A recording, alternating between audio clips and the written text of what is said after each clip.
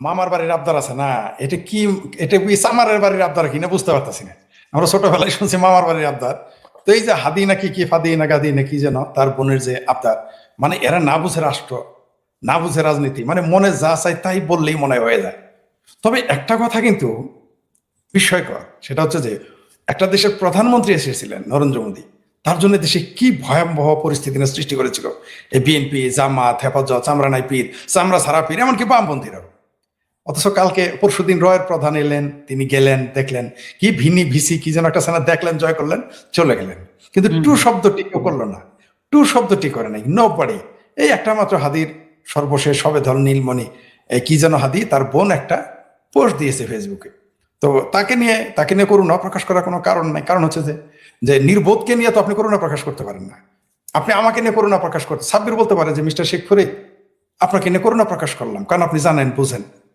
বা আমিও সাব্বিরকে বলতে পারি আপনি একজন সক্রিয় অ্যাক্টিভিস্ট, আপনি তো এটা ভুল করেছেন, করুণা প্রকাশ করলাম। কিন্তু যারা বুঝেই না, নির্বোধ, তাকে নিয়ে তো আপনি করুণা প্রকাশ করতে পারবেন না। তাই তাদের নিয়ে শুধু হাস না, তাদের জন্য হাসা যায়, হাসাহাসি করা যায়, কৌতুক হিসেবে খারাপ না। কারণ বাংলাদেশের দিলদার, টেলিসামাত, মতি ভাই, এরা মারা গেছে। তো এদের স্থানে তো কাউকে না কাউকে আসতে হবে। সে জায়গায় দেখলাম কিছু রাজনৈতিক নেতা এসেছে, কিছু ব্যারিস্টার এসেছে, টিভিতে কিছু লোক কথা বলে, আমরা তাদের শুনতে হয়। এখন এই যে আগে কপিল শর্মা শো দেখতাম, আমার কিন্তু খুব প্রিয় হচ্ছে কপিল শর্মা শো আর পাকিস্তানের ওমর শরীফ, এই দুই কমেডিয়ানদের কমেডি শুনতাম আমি। তো এখন আর ওইদিকে যাই না, সময়ও নাই। কিন্তু বাংলাদেশের কিছু ব্যারিস্টার, কিছু লেখক, কিছু বুদ্ধিজীবী, কিছু ইউটিউবার, তাদের কথা শুনলে বেশ মজা পাই। তো তারা তাদের একজন, তো ওগুলো নিয়ে আলোচনা যায়। তবে এই যে যাকে নিয়ে বলে, এত কমন সেন্স নাই যে একজন রাষ্ট্রীয় অতিথি, তারপর আবার একটা দেশের গোয়েন্দা প্রধান, তাকে গ্রেপ্তার করার কথা বলে। মানে হাসবো না কাঁদবো নাকি বদ বায়ু ত্যাগ করবো বুঝে উঠতে পারি না আর কি। কি আর বলবো, বয়স হয়ে গেছে তো। মানে এরকম কমেডি দুই চারটা একটু বেশি হলে বদ বায়ু বের হয়ে যেতে পারে। তো এদের নিয়ে কি আলোচনা। আবার দেখেন আমাদের ওই যে পেতি পাঠা আছে না, আগে মান্না ভাইয়ের জুতা মোতা টানছে, স্যান্ডেল ম্যান্ডেল টালছে, টানার পরে এখন তারেক রহমানের মন্ত্রী এবং উপদেষ্টা হয়ে গেছে, প্রতিমন্ত্রী মর্যাদা। তাকে কেউ কেউ নেশৌরি বলে বা গাঁজাখোর বলে, যাই হোক, সেটা তার ব্যক্তিগত ব্যাপার। ওই গাঁজাখোর বলে বলে কয়টা দাঁড়িয়ে ছিল এখানে, ওটা কেটে এখন ক্লিচে হয়েছে সাব্বিরের মতো, যাতে একটু মানে ওই যে কি সিং ভাঙ্গা বাসুর হওয়ার চেষ্টা করছে আর কি। আমরা অন্তত মোষ রেখেছি যাতে সাব্বিরের সাথে মানুষ না মিলিয়ে ফেলে, অন্তত মোষটা রাখতে হবে। চুল কলপ করলেই তো হবে না, মোষটা একটু রাখতে হবে। তো এই নেশৌরি কি করছে, চুলেও কলপ করছে, আবার দেখলাম যে ক্লিনচে হয়ে গেছে এখন, যাতে কেউ গাঁজাখোর মাজাখোর, যাই সেটা তার ব্যাপার, ব্যক্তিগত ব্যাপার। কিন্তু একজন রাষ্ট্রীয় অতিথি, সে যদি সাধারণ মানুষ হয়, তাকে যে গ্রেপ্তার করা যায় না, তাকে নিয়ে কথা বলা যায় না, এই সেন্সটা এদের নাই। থাকবে কি করে, তো রাজনীতিবিদ না, এরা হলো গোলাম ইবনে গোলাম। ইউনুস হলো একটি পরাশক্তির গোলাম, তো ইউনুসের গোলাম হচ্ছে এরা, তো এরা হচ্ছে গোলাম ইবনে গোলাম গোলাম। তাই যা ইচ্ছা তাই বলতে পারে, এটা বললে আমাদের কিছু করে নাই। তবে আমি বিস্মিত হইলাম, বাংলাদেশের চিঙ্কু বাম সহ সকল বাম টু শব্দটি করলো না। যারা সকালে বিকালে নরেন্দ্র মোদীকে কসাই বলে, তারা টু শব্দটি করলো না, শাহবাগে আসলো না, পল্টনে আসলো না। অদ্ভুত ব্যাপার, আমরা নাই পীর পর্যন্ত নীরব, তারপরে মহান বিপ্লবী 501 মৌলবী নীরব, জামাত নীরব, আমার 6 ভাবির পোলা যারা এখন সংসদে সংসার করতেছে অনুরোধের আসরে, যারা আমার মনে হয় তাদের কারো কারো বয়স হয়তো সাব্বির এসছে 2-1 বছরের বড় হবে না, 2-1 বছরের ছোট। সাব্বির এই বয়সে কিন্তু কখনোই, তার যদি যোগ্যতাও থাকে, আমার ধারণা সে কখনোই ইলেকশন করবে না। সে বলবে যে না, আমার অনেক যোগ্য। তারপরে গেল তার একটা বয়সের ব্যাপার, সে বলবে যে না, আমার সময় লাগবে, আরো আছে, তারা এমপি ইলেকশন করবে, আমি করবো না। সে যে যোগ্য হয় তবুও। কিন্তু আমার ভাবির পোলা যারা মেম্বার হইতে পারবে না, যারা বাপদাদা মিলা মেম্বার হইতে পারবে না, তারা এখন 6 যে ভাবির পোলা আছে অনুরোধ আসে, তারাও দেখি নীরব। এমনকি এই যে কি গণরীয় অধিকার পরিষদ নাকি গণ অধিকার পরিষদ কি যেন নাম ছিল, সেটা ভাইঙ্গা তো এখন না, একটা হচ্ছে আমজনতা, আর একটা ভাইঙ্গা তো এখন তারেক রহমানের দলে আসছে বিভিন্নরা। এরা 2 ভাই মিলায় যে গাল ফোলাম তারেক, আর হচ্ছে আপনার কি বলেন না মানে বিভিন্নরা, আর সাথে আর চেলাপেলা যারা ছিল রাশেদ, হাই রে চিৎকার চেঁচামেচি করেছিল ইন্ডিয়া বয়কট, ইন্ডিয়া বয়কট। ও মা, এখন দেখি ইন্ডিয়া বয়কট না, শুধু ইন্ডিয়ার রয়ের প্রধানকে দাওয়াত দিয়ে নিয়ে আসে। মানে কি হাস্যকর ব্যাপার। মানে দেখেন, বোঝা গেল যে যাহা আওয়ামী লীগের সময় যাহা হারাম, বিএনপির সময় তা হারাম। ভাস্কর্য আওয়ামী লীগের সময় হারাম ছিল, এখন ভাস্কর্য আরাম হয়ে গেছে। এমনকি মৌলবীরাও এখন বলেছে মাথা ছাড়া ভাস্কর্য চলবে। কোন দিকে যাবেন, আশা করি আর কিছুদিন পরে মাথা আলা ভাস্কর্য জায়েজ করে ফেলবে, কোনো সন্দেহ নেই। তো আমাদের দেশে রাষ্ট্রীয় অতিথি আসলে কি আচরণ করতে হবে এটা তারা জানে না, বুঝেও না, বুঝতে চায়ও না। মনে করে যে এই যে আমার ভাবির পোলারা আর যারা ইন্ডিয়া বয়কটি আন্দোলনের লোক ছিল, তারা মনে করে যে বাংলাদেশটা বোধহয় একটা পাড়ার ক্লাব, তুই আমার গলি আমাদের এলাকায় আসবি না, আমরা কিন্তু এখানে একটা নয়নতারা ক্লাব খুলেছি, সাব্বির একটা চয়নতারা ক্লাব খুলেছে, হ্যাঁ তোরা আমার উত্তর আসবি না, আমি তোর ডাইনে যাবো না। এটা মনে করে দেশটাকে একটা ক্লাব মনে করে। কিন্তু একটা দেশ পক্ষে বিপক্ষে মতের দ্বিমতের সবাইকে নিয়ে, কালো ধলো, ভিন্ন ধর্মের, ভিন্ন সম্প্রদায়ের, ভিন্ন ভাষার, ভিন্ন আদতে সবাইকে সঙ্গে নিয়ে একটা রাষ্ট্র পরিচালনা করতে হয়। তো তাদের মাথায় তো এটা ঢুকে না। আর ভারত সম্পর্কে তাদের আমরা বুঝতে পারলাম, আপনার মনে থাকার কথা, সাব্বিরের তো এটা বলতে পারবো না, অনেক বয়স কম। আপনার মনে থাকার কথা, যখন মোরারজি দেশে বাংলাদেশে আসছিল, জিয়া রহমানের সরকার কি করেছিল? জিয়া ওই বিমানবন্দরের আশেপাশে যত আরবি ক্যালিওগ্রাফি ছিল সব ভেঙে ফেলেছিল। এটা যদি আওয়ামী লীগ সরকার করতো তাহলে কি হইতো? তাহলে ইসলাম খতমে চলে যেত। এখন ভারতের আসুক, ইভেন দেখুন কয়েকদিন পরে আপনি দেখবেন যে মাননীয় প্রধানমন্ত্রী ভারতের নরেন্দ্র মোদীও আসবেন। নিশ্চিত থাকেন অবশ্য, যদি তারা সময়টা পায়, মানে ডিসেম্বরের পরে যদি এই সরকার থাকে, তাদের কপাল যদি থাকে, তাহলে তিনি আসবেন। কিন্তু এর মধ্যেও দেখেন নরেন্দ্র মোদী চলে আসতে পারে, অস্বাভাবিক কিছু নয়, ডিসেম্বরের আগেই। জননেত্রী শেখ হাসিনা আসার পরে এই সরকার তো থাকবে হলো কুচু পাতার পানির মতো, থাকে কি থাকে না এরকম থাকবে। তো তার জন্য বলতে পারবো না। কিন্তু শেখ হাসিনা আবার যখন ক্ষমতায় আসবেন, বা আওয়ামী লীগ ক্ষমতায় আসবে, মুক্তিযুদ্ধের পক্ষের দল ক্ষমতায় আসবে, এই রয়ের প্রধান যদি ঘুরতে আসে, দেখবেন তখন ফতোয়া কাকে বলে, মিছিল কাকে বলে, আন্দোলন কাকে বলে। বাইতুল মোকাররমের চতুর্দিকে কি তখন মিছিল মিটিং হবে? ওরে বাপরে বাপ, বাইতুল মোবারকের 3 দিকে মুসলমান, আরেক দিকে হলো আধা নাস্তিক আধা মুসলমান বামপন্থীরা আছে। তারপর শাহবাগের সকালবেলা চিঙ্কু বাম থাকতো, বিকেলবেলা ডুপ্লিকেট বাম থাকতো। তারপরে আরো শাহবাগের সব ভাবির পোলারা, জুলাই সন্ত্রাসীরা এসে দেখবেন মিছিল মিটিং শুরু করে দিত। কিন্তু এখন অবশ্য আগামীতে সেই সুযোগ পাবে না, কারণ বাংলাদেশের জনগণ তাদের শত্রু মিত্র চিনে ফেলেছে। আমার না এখন খুব ইচ্ছা করে একটু দেখে যেতে, যদি দেখে যেতে পারতাম যে বাংলাদেশ আওয়ামী লীগ এবং মুক্তিযুদ্ধের পক্ষের শক্তি যৌথভাবে যখন ক্ষমতায় আসবে, তখন এদের আচরণগুলো কি আমরা একটু দেখতাম। এটা দেখার আমার খুব শখ, যে এরা তখন কি ভাষায় কথা বলে। তবে আওয়ামী লীগের কপাল ভালো যে তারা এমন একটা প্রতিপক্ষ পেয়েছে।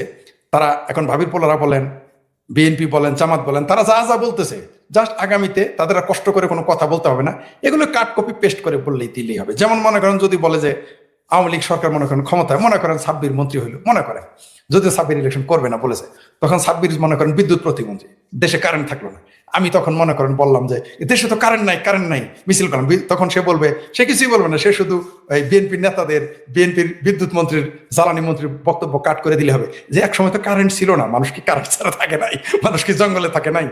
মনে করেন আগামীতে নির্বাচন খুব খারাপ হইলো, আপনারা মনে করেন নির্বাচন কমিশনার বানাইলো আওয়ামী লীগ সরকার, তো আপনি তখন বলেন নির্বাচন খারাপ হয়ে গেল কোনো কারণে, বা নির্বাচন মানে প্রচলিত ধারায় গণতান্ত্রিক পদ্ধতিতে হলো না, তখন মনে করেন আপনি আওয়ামী লীগের নির্বাচন কমিশনার, আপনি বা মনে করেন আপনি আওয়ামী লীগের স্বরাষ্ট্রমন্ত্রী, আপনাকে বানানো হলো, তখন আপনি বলবেন ভাই নির্বাচন তৃতীয় বিশ্বে শতভাগ সম্ভব না, বাণীতে Ruhul Kabir is BKC gate, মানে আওয়ামী লীগের কত সুবিধা হয়ে গেছে। নিঃসন্দেহে 2024-এর 5ই আগস্টের পর অনেক মূল্য দিতে হয়েছে, চড়া মূল্য দিয়েই বাংলাদেশের আবার বাংলাদেশ আওয়ামী লীগকে ফিরে আসতে হচ্ছে বা হবে। 71-ও আমরা চড়া মূল্য দিয়েছি, 30 লক্ষ মানুষের রক্ত আত্মহত্যা, 30 লক্ষ মানুষের জীবন সেখানে আত্মহত্যা দেওয়া হয়েছে। আওয়ামী লীগকে চড়া মূল্য দিতে হচ্ছে নাকি সাথে দেশের জনগণ, আম জনগণ, সবাইকে? এখন আওয়ামী লীগে আম জনতা, এখন আম জনতার নাই, এখন আওয়ামী লীগে জনগণই আওয়ামী লীগ। কারণ যারা বিএনপি জামাত তারা এখন জনগণের মধ্যে, তা তো সরকারি দল, আর সরকারি দল কখনো তো জনগণের মধ্যে পড়ে না। 71-ও আওয়ামী লীগ এবং মুক্তিযুদ্ধের পক্ষের মানুষদের চরম মূল্য দিতে হয়েছে, এখনো দিতে হচ্ছে আমার মনে হয়, কারণ এরা যেহেতু রক্ষক, আপনি যে জিনিসটা রক্ষক, আপনি এদের আগে আমরা না, আমিও কিছুটা সমালোচনা করতাম যে আওয়ামী লীগ কি বলে, তারাই দেশের মুক্তিযুদ্ধের পক্ষের মানুষ, আর কেউ নাই, এগুলো আমি মৃদু সমালোচনা করতাম যখন ছাত্র ইউনিয়ন করতাম, এগুলো কি বলে, সব তারাই তাই। কিন্তু এখন 2024 সালে 5ই আগস্ট একটা জিনিস প্রমাণ হয়ে গেছে, এই দেশের মুক্তিযুদ্ধের স্মারক, মুক্তিযুদ্ধের চেতনা, 72 সংবিধান রক্ষক একমাত্র আওয়ামী লীগ। এটা এখন প্রমাণ হয়ে গেছে, এটা আওয়ামী লীগকে প্রমাণ করতে হয় নাই, এটা জামাত তারপর আমার ভাবির পোলা বামপন্থীরা প্রমাণ করে দিয়েছে। আপনি দেখেন এই দেশে বিচিত্র বিষয় যে এই দেশের বুদ্ধিজীবীদের চরিত্র 2024-এর 5ই আগস্ট যদি না আসতো, আমরা কিন্তু এই বুদ্ধিজীবীদের চরিত্র, সাংবাদিকদের চরিত্র দেখতে পেতাম না। আপনি দেখেন নিউ এইজের নুরুল কবির ভাই, আরিফ বাপরু বাপ, মহান বিপ্লবী সাংবাদিক, যিনি ওই যে 11-11 যে সরকার আসলো, আরে সেই মইনুয়ের সরকার আসলো, তিনি মাথা নোয়াননি, একমাত্র সাংবাদিক। কিন্তু এবার দেখলাম কারোরই লাগলো না, তিনি মাথা না, তিনি ঘাড় সহ নোয়াই দিলেন। অদ্ভুত ব্যাপার, এই চরিত্রগুলো আমরা চিনতে পারতাম না, আমরা জানতেই পারতাম না যে এই দেশে অনেক বুদ্ধিজীবী, অনেক লেখক, অনেক অভিনেতা অভিনেত্রী, অনেক গায়ক গায়িকা, নায়ক নায়িকা যে এই দেশে মুক্তিযুদ্ধ ধারণ করে না, এই দেশে মুক্তিযুদ্ধ চেতনা ধারণ করে না, 71 ধারণ করে না, 72 সংবিধান ধারণ করে না, এগুলো আমরা জানতেই পারতাম না। তবে এখন দুধ কা দুধ পানি কা পানি হয়ে গেছে। আগামীতে যখন বাংলাদেশ আওয়ামী লীগের নেতৃত্বে মুক্তিযুদ্ধের পক্ষে সরকার আসবে, তখন আমাদের দেশ গঠন, পুনর্গঠন এবং দেশ পরিচালনার সুবিধা হবে। কারণ এখন আমাদের সামনে শত্রু পরিষ্কার, দুধ কা দুধ পানি কা পানি হয়ে গেছে। এখন আমাদের প্রতিপক্ষ বা শত্রু একেবারে দিনের আলোর মতো, তাদের চেহারা আয়নার মতো চকচকা তাদের দেখা যায়। আমরা এটা এখন যদিও আরো কিছু গুপ্ত থাকবে, আমরা জানি জামাত তো খুব শিয়ানা মাল, তো বিভিন্ন জায়গায় আন্ডা পেরে ওই টিকটিকির মতো ডিম দিয়ে রাখবে, বিভিন্ন এই মাছায় ও মশায় ওইখানে ওই বাড়িতে এভাবে দিয়ে রাখবে, কিন্তু অনেকটা আমরা বুঝে ফেলবো যে কোনটা কোন কোন কোন দলে টিকটিকি, কোন দলে টিকটিকির আন্ডা ফুটে বেরোয়, সেটা আমরা বুঝতে পারবো ভবিষ্যৎ। তবে আপনি যেটা বললেন যে এই যে আমার ভাবির মেয়া একটা পোস্ট দিয়েছে, ওরা ওকে গ্রেপ্তার, ধারণাই নাই। কারণ হলো যে একটা শিশু, আমি একদিন কমলাপুর স্টেশনে দাঁড়িয়েছিলাম, মানে টিকিটের জন্য অপেক্ষা করতেছি, মানে রেল গাড়ির জন্য অপেক্ষা করতেছি। তো একটা 5-6 বছর আর ছোট, মানে শিশু বাচ্চা আর কি, 4 বছর হইতে পারে, আয়সা আমাকে না ওই ওর মা ওকে পেপসি, তখন তো হ্যাঁ পেপসি কাঁচের বোতল, মনে আছে তো আপনার? হ্যাঁ হ্যাঁ কাঁচের বোতল আর কি, তখন কাঁচের বোতল, প্লাস্টিকের বোতল তখন আসেনি, অনেক আগে কথা। একটা ওই বাচ্চাটা আমাকে ওই কাঁচের বোতল বাড়ি মারতেছে আমার হাঁটুতে। তা আমি বাচ্চা, 4 বছরের বাচ্চা, কি বলবো তাকে? তোর মাটা উচ্চশিক্ষিত মানুষ, বোঝা গেল তার বডি ল্যাঙ্গুয়েজ কথায়। উনি তাড়াতাড়ি এসে আমাকে বাচ্চা নিয়ে যেতে যেতে বলে, শিশু তো তার ক্ষমতা সম্পর্কে কিছু বোঝে না, তাই আপনাকে এইভাবে সে তার পেপসির বোতলতে আপনাকে বাড়ি দিচ্ছে। তো এরা শিশু, তাই শিশু বলা যাবে না, এরা নির্বোধ। শিশু তো একদিন আস্তে আস্তে সে পরিণত হবে, নির্বোধ কখনো পরিণত হয় না। নির্বোধ শিশু থাকলেও নির্বোধ, সে আমার বয়সী সাব্বির নয়, আমার বয়সী হলো সে নির্বোধই থাকবে। এরকম নির্বোধ একটা আছে, যেমন মনে করেন ফটমাথা। একে নির্বোধ কেন বলি? কারণ কিছু কিছু মানুষের বয়স হলে মতিভ্রম ঘটে। আগে বুঝতাম না মতিভ্রম কি। মতিভ্রম কিন্তু সাব্বিরের ঘটবে না, মতিভ্রম ঘটলে আমার ঘটবে। অর্থাৎ যারা বয়স্ক, তারা যখন পাগল এবং সুস্থ এর মাঝামাঝি থাকে, ওটাকে বলে মতিভ্রম ঘটে। মানে ফুল পাগল হয়ে তো ঝামেলা শেষ। ওইটা আবার সাব্বিরের বয়সীদের বলা যাবে না, ওটা যাদের বয়স বেশি তাদের বলা হয় মতিভ্রম ঘটেছে। তো এই যে কিছু মতিভ্রম একটা ঘটেছে, যেমন মনে করেন ফটমাজাহার বাংলাদেশে যে ব্যক্তিটি আওয়ামী লীগের আমলে, আওয়ামী লীগ সরকারের আমলে বলেছিল যে জামাতের সমালোচনা করা ফ্যাসিজম। বাবা সুবহানাল্লাহ, কি রাষ্ট্রবিজ্ঞানের ভাষা! যে কোন জামাত, যে জামাত 30 লক্ষ মানুষ হত্যা করিয়েছে 71-এ, যে জামাত অগণিত নারী ধর্ষণের সহযোগী, যে জামাত এই দেশে স্বাধীনতা চায় নাই, যে জামাত এই দেশে গণতন্ত্রও চায় না, কারণ তাদের ম্যানিফেস্টোতে গণতন্ত্র নাই। আপনি আমাকে দেখান তাদের ম্যানিফেস্টো, সেখানে গণতন্ত্রের কথা লেখা নাই। বরং মামুনুল হক 501 সে স্পষ্ট বলে দিয়েছে সে গণতন্ত্র চায় না, খেলাফত কায়েম করবে। সে কিন্তু মুনাফেক না, সে একটু পাটপারি করেছে, ওই যে 501 একটু এন্টারটেনমেন্টে গিয়েছিল, সেটা আলাদা বিষয়। কিন্তু যদি আপনি মনে করেন যে সে কিন্তু মুনাফেক না, কিংবা সে বলছে আমি খেলাফত চাই, মানে গণতন্ত্র মানে না, তার সমাজতন্ত্র মানে না, সে সমাজতন্ত্র মানে না, তো কুফরি। আর আধা কুফরি হলে সে মানে না। কিন্তু জামাত কিন্তু পাটপারি করে রেখেছে। সে যখন মসজিদে যায়, মানুষকে বেচতে টিকিট বেচে কয় আমরা সরিয়ে আইন চাই, আবার যখন ইউরোপিয়ান ইউনিয়ন তাকে বলে যে না না না, আমরা তো মডারেট গণতান্ত্রিক ইসলামিক ডেমোক্রেসি। ভাই, আপনাকে একটা জিনিস একটু দেখাই, কারণ আপনার ভাবির মেয়ের একটা খবর আসছে, আপনার আপন ভাবির মেয়ে যেটা আর কি। এই যে এইচএসসি পরীক্ষায় পাশ করতে পারেনি জামাতের এমপি নজরুল ইসলামের কথিত সেই স্ত্রী। এটা কোনো কথা? আস্তাগফিরুল্লাহ। যারা বেহেশতের টিকিট বিক্রি করে, তারা একটা এসএসসি সার্টিফিকেট দিতে পারলো না, একটা মার্কশিট দিতে পারলো না, তাহলে এরা বেহেশতের টিকিট কিভাবে দিবে? হায় হায় লা হাওলা ওয়ালা কথা। মিলনের ফাঁসি হওয়া উচিত কিনা? এটা জামাত ইচ্ছা করলে ফতোয়া দিতে পারে এই মুহূর্তে, যে মিলনের বেহেশতের, ওই যে মিলন হবে কতদিন, এটার হবে তো নাই, এমনকি বেহেশতে গিয়েও তার 72 হরের সাথে মিলন হবে না। ফতোয়া দিতে পারে যে সে বেহেশতে যাবে যেহেতু মুমিন মুসলমান, কিন্তু বেহেশতে গেলে সে হুরি পাবে না। এই ফতোয়া জামাত ইচ্ছা করলে এখন জারি করতে পারে। জি, ধন্যবাদ। এখন আমরা আমাদের ছোট ভাই সাব্বিরকে একটা জিনিস দেখাবো। এটা হচ্ছে কারণ হচ্ছে সাব্বির তো সে 24-এর 5ই আগস্টের পর, 5ই আগস্ট মানে ওরা 2 আগস্ট মুক্তিযোদ্ধা সন্তানদের একটা মিছিল হয়েছিল ঢাকায়। ওরা আওয়ামী লীগ সরকারের পক্ষে স্ট্যান্ড নিছিল। ওই সময় চেষ্টা করছিল ওদের যে সংখ্যক ছেলে পেলে ওই সময় পাওয়া গেছিল, যারা আসছিল 70-80 জন বা 100 জন। এরপরে তো সে 5ই আগস্ট বিভিন্ন কথা বললো, জেলও খাটলো। আজকে তাকে একটা ছবি দেখে আমি জাস্ট কিছু কথা জিজ্ঞেস করি। ছবিটা হচ্ছে যে হঠাৎ করে তৈরি হয়নি জুলাই আন্দোলন, দীর্ঘদিনের অত্যাচার নিপীড়নের অবসান ঘটেছে জুলাই আন্দোলনের মাধ্যমে। জোনায়েদ সাকি, এই বিষয়টাকে তুমি কিভাবে দেখো, কি বল? ভাই, তার আগে আমি একটু কারেকশন করে নিই, ওটা 2রা আগস্ট না, ওইটা ছিল হচ্ছে 17ই জুলাই। হ্যাঁ, আপনারা যদি সমকালের নিউজ গুলো এখনো আছে, ওদের প্রোফাইল ফিল্টার করে দেখেন, জুলাই মাসের 17 তারিখ 2024 সাল। ওই যে যখন দীপ্তি চৌধুরীকে রীতিমতো অপমান করেছে বলে, আমি মুক্তিযোদ্ধার সন্তান বলে চিল্লাচিল্লি কইরা বিচারপতি মানিককে অপদস্থ করা হলো, তখনও কিন্তু বিচারপতি মানিক ওই স্টুডিওর মধ্যে অপদস্থ হয়েছে, তার বাইরে হয়নি। হ্যাঁ, তার পরের দিন আমরা চিন্তা করলাম যে না, একজন বিচারপতি, তিনি তো কোনো মানে সস্তা কথা বলতে পারেন না, তার সাবেক বিচারপতি, তিনি সহ আমরা মুক্তিযুদ্ধ মঞ্চের সবাই মিলে তখন দাঁড়ালাম। আমরা প্রত্যাশা করেছিলাম তৎকালীন ছাত্রলীগের কেউ কেউ আমাদের সঙ্গে যুক্ত হবেন মুক্তিযুদ্ধের পক্ষের ব্যানারে, কিন্তু তারা হয়নি। এটা আসলে আওয়ামী লীগের ভিতর দীর্ঘদিনের বিভাজনের একটা প্রতিফলন আমরা ওই দিন দেখেছিলাম। তারপরেও আমরা লোকজন কম ছিলাম না, প্রায় 120 থেকে 25 জন আমরা মুক্তিযুদ্ধ মঞ্চের ব্যানার নিয়ে আমরা দাঁড়িয়েছি। পরবর্তীতে দেখা গেল সরকার পতন হলো, 5ই আগস্টের পর কি তাণ্ডব হলো সেটা তো আপনারা দেখছেন, এবং সরাসরি আঘাতটা কিন্তু ছাত্রলীগ যুবলীগে আসে নাই, সেটা আসছে আরো পরে, সরাসরি আঘাত আসছে মুক্তিযুদ্ধে।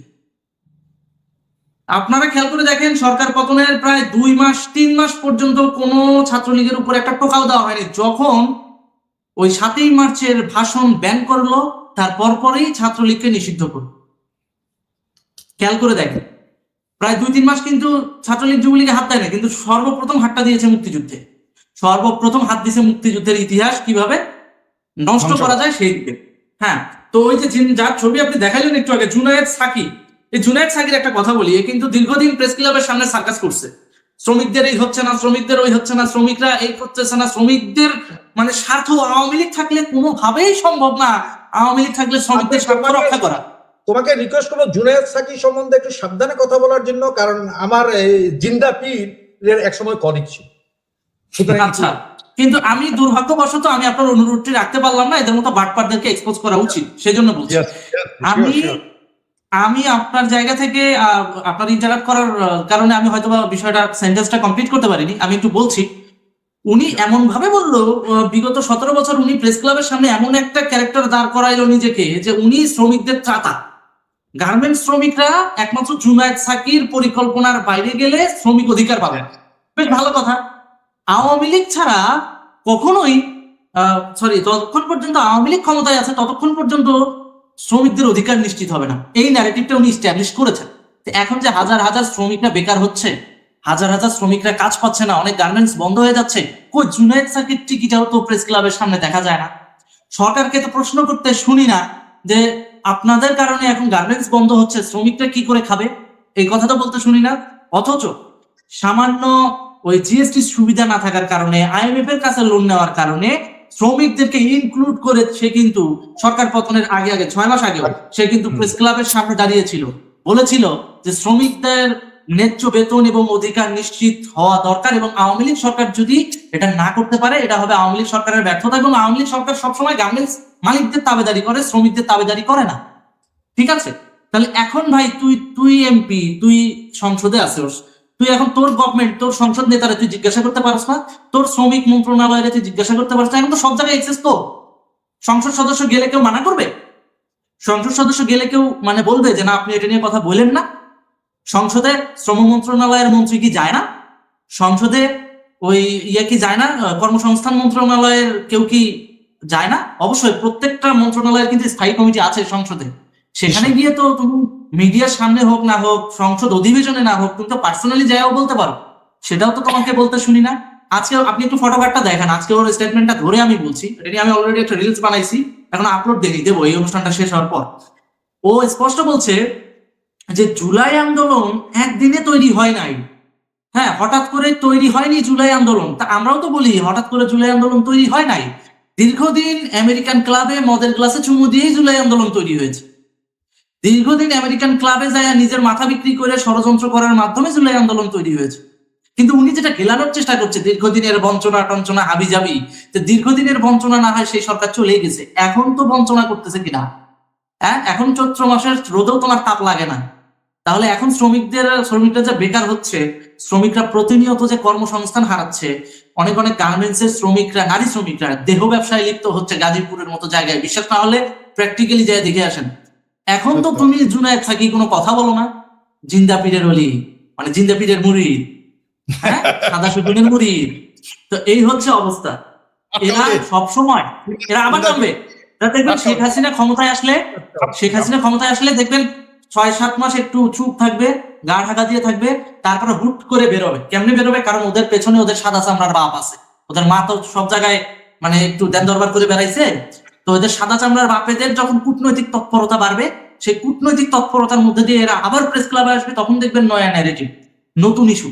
রানা প্লাজার সামনে যায় তারা সেই লেভেলের নাটক করে, রানা প্লাজার সামনে যায় তারা সেই লেভেলের শ্রমিক অধিকার ফলায়। তাহলে এখন তোমরা যে একের পর এক গার্মেন্টস বন্ধ হচ্ছে, পশ্চিমারা অর্ডার ক্যান্সেল করতেছে, একেবারে ডকুমেন্ট সহ আছে, এখন ডকুমেন্ট ধরে ধরে তুমি কথা বলো না কেন? এখন তোমার শ্রমিক মন্ত্রণালয়ের সামনে তুমি শ্রমিকদের পক্ষে দাঁড়াও না কেন? ও এখন শেখ হাসিনা সরকার নাই, আর এখন ডলার আসতেছে না, উল্টো ডলার দিতে হচ্ছে।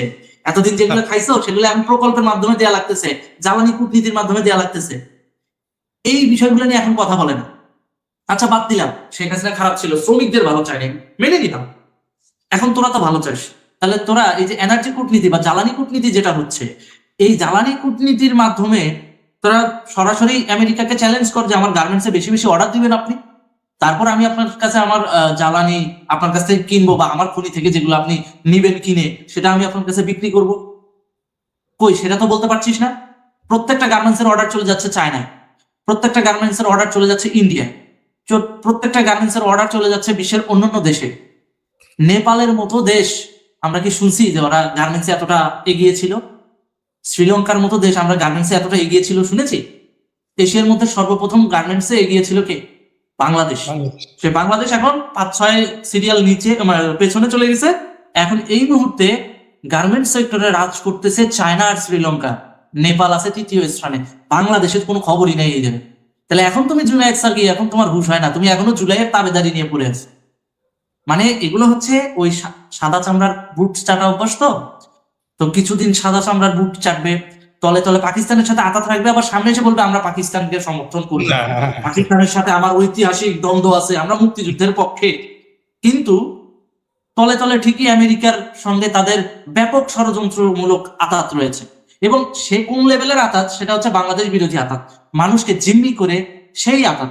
বেশ ভালো কথা, তুমি আমেরিকার সাথে সুসম্পর্ক রাখতে চাও, ভালো।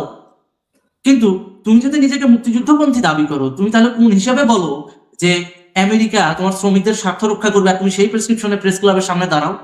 কারণ যে আমেরিকা তোমার শ্রমিককে মারার জন্য 71 সালে পাকিস্তানকে অস্ত্র দিছে। এই সমস্ত বিবেকহীন লোকরা নিজেদের রাজনৈতিক প্ল্যাটফর্মগুলোকে ব্যবহার করে শুধুমাত্র জনগণকে জিম্মি করে, জনগণকে বিভ্রান্ত করার জন্য। এর বাইরে তেমন কিছু না। আমি আমার জুনায়েদ সাকি সম্পর্কে আমার বলতে গেলে প্রায় 1.5-2 ঘন্টা বলতে পারবো। এগুলো হচ্ছে ফ্রড, পলিটিক্যাল প্রস্টিটিউট, রাজনৈতিক বেশ্যা। এটা কখনো জনগণের না, জনগণের হলে এখন চুপ থাকার কথা না। আমরা তোমার কাছে আবার আসবো। ফরিদ ভাই, একটা ফটো কার্ড দেখেন, দুইজনেই দেখেন একটু। শেখ হাসিনা যদি ডিসেম্বরে আসেন পূর্ণাঙ্গ নিরাপত্তা পাবেন। জাহিদ রহমান প্রধানমন্ত্রী, সম্পূর্ণ কষা জাহিদ। এটা কি ধরনের কথা? পূর্ণাঙ্গ নিরাপত্তা পাবেন। শেখ হাসিনা কি ওনার কাছে নিরাপত্তা চাইছেন বা বাংলাদেশের কাছে নিরাপত্তা চাইছেন? এরকম কোনো খবর এখনো শুনিনি। হঠাৎ এই কথাটা কেন? কিছুদিন আগেই বললো আওয়ামী লীগ নামে কোনো কিছু নাই, দলই নাই, এদের দাফন হয়ে গেছে। তার সরকারের স্বরাষ্ট্রমন্ত্রী বলল দাফন হয়ে গেছে দিল্লিতে, ইত্যাদি ইত্যাদি। তারপরে বললো শেখ হাসিনা কোনোদিনই আসবেন না। এখন বললো, তারপরে বললো আসলেই তাকে ফাঁসির দড়িতে ঝোলাবে, তার জন্য রশি, কোন ধরনের রশি, কি ধরনের রশি, কি মম ঘষবো, কি মম ছাড়া না, কি মম, কত কথা এগুলো আমরা শুনলাম। এমনকি জল্লাদুর এটাও শুনলাম। তারপরে বললো যে তাকে আসতে দেওয়া হবে না, এটাও বলেছে। এখন বলতেছে যে তাকে নিরাপত্তা দেওয়া হবে। এবং এই কসরা জাহিদ কবে যেন বললো যে, প্রথমে বললো কি যে আওয়ামী লীগের শেখ হাসিনার 5 আগস্টের যে প্রেস কনফারেন্স হয়েছে সেটাতে যারা লাইক দিয়েছে, শেয়ার দিয়েছে, কমেন্ট করেছে পক্ষে, তাদের বিরুদ্ধে মামলা হবে, হ্যান করেঙ্গা ত্যান করেঙ্গা ইত্যাদি ইত্যাদি বলেছে। তারপরে কি বললো যে সীমিত আকারে শেখ হাসিনার নিউজ দেখানো যাবে। তো 48 ঘন্টা না যাইতে বললো যে তাকে নিরাপত্তা দেওয়া হবে। আশা করি আর কয়েকদিন পরে আসলেই বলবে তাকে স্বাগত জানানো হবে। তারপরে বলবেন তিনি তো আমাদেরই প্রধানমন্ত্রী। আশা করতেছি এই কথাটাও এদের মুখ দিয়েই বের হবে। ডিসেম্বর তো অনেক দূর, 1 মাস না যাইতেই কত কথা, এদের সুর পাল্টে যাচ্ছে, আরো পাল্টাবে, কারণ এদের তো মেরুদণ্ড নাই। ওই যে জুনায়েদ সাকির ব্যাপারে একটু বলি আর কি, যেহেতু যদি আমাকে একটু প্রশ্ন শোনেন। জুনায়েদ সাকি বায়ে সিগন্যাল দিয়ে ডাইনে যাওয়া লোক, এটা বহু আগেই বলতাম। জুনায়েদ সাকি যখন লম্বা লম্বা, এমনি মানুষও লম্বা, কথা কইতো লম্বা, আমি বলতাম দেখেন, আমি নিজে ছবি তুলতাম তাদের, বাম ফ্রন্ট বা বাম ঐক্য 11 জন, মানে যত বাম ফ্রন্ট আছে তাদের ছবি উঠাইতে আসতো, আমি ছবি তুলে দিতাম, ভুলেও দাঁড়াইতাম। আমাকে বললে সে করে আপনি কেন দাঁড়ান না? আমি বললাম যে এই লোক পালাবে, এই লোক অচিরেই পালাবে। আমাদের কি বলেন পালাবে কেন? আমি বললাম এ আসে তো নিজের এখানে নিজেকে তার প্ল্যাটফর্ম তৈরি করার জন্য। মানে এই সমস্ত বামেরাও এই সমস্ত বেইমানদেরকে প্রশ্রয় আশ্রয় দিয়েছিল। এখন তো নিজেরাই বেইমানি শুরু করে দিয়েছে, তাদের এখন তো মোটামুটি সব বেইমানিদের সর্বদলীয় জোট ওইটা, সেই প্রসঙ্গ থাকে। সে হলো বাঁয়ে সিগন্যাল দিয়ে ডাইনে যাওয়া লোক, আমরা দেখেছি। এমনকি সে এখন সে মোটামুটি বলা শুরু করেছিল সে বামপন্থী কেউ না, বলা শুরু করেছে। আর যেটা সাব্বির বললো যে শ্রমিক আন্দোলনে এত লম্বা লম্বা লেকচার দিয়েছে, শ্রমিকদের নিয়ে একটা ফেসবুকে পোস্টও দিতে পারে, তাও আমরা তাকে আর দিতে দিই, কারণ এটাই স্বাভাবিক। কারণ ক্ষমতায় গেলেই ভাষা বদলে যায়। এই যে কসা যায়, তার ভাষাটা দেখেন তো কি ভাষা সে বলে নাই।